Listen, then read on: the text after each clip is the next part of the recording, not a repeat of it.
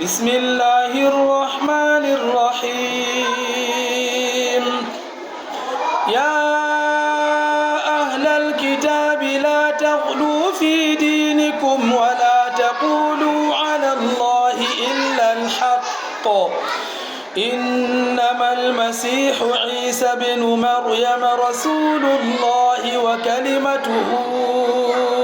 ألقاها إلى مريم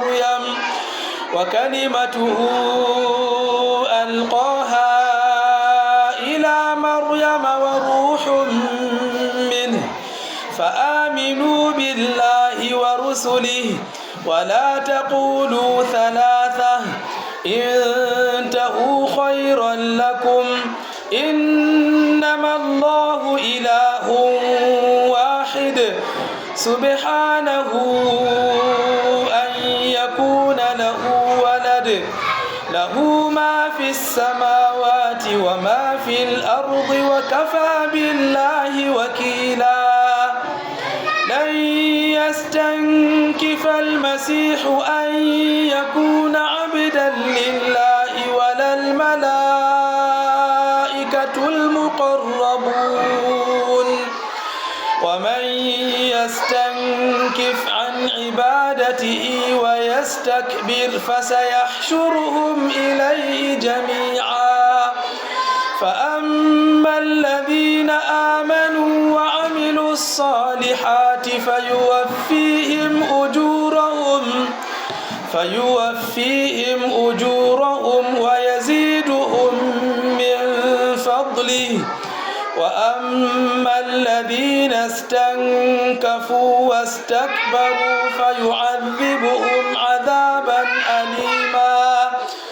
فيعذبهم عذابا أليما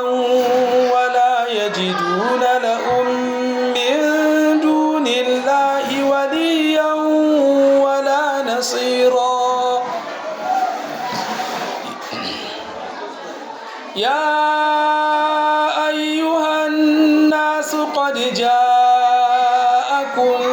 برهان من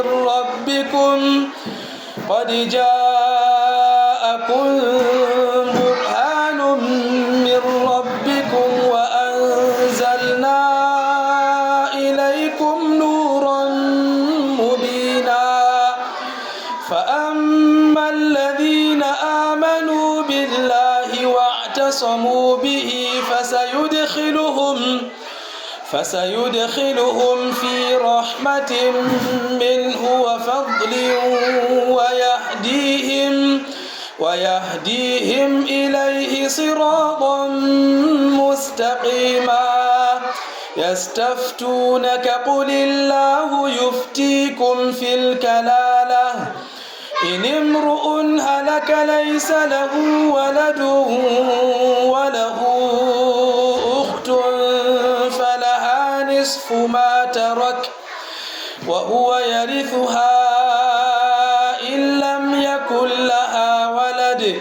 فإن كانتا اثنتين فلهما الثلثان مما ترك وإن كانوا إخوة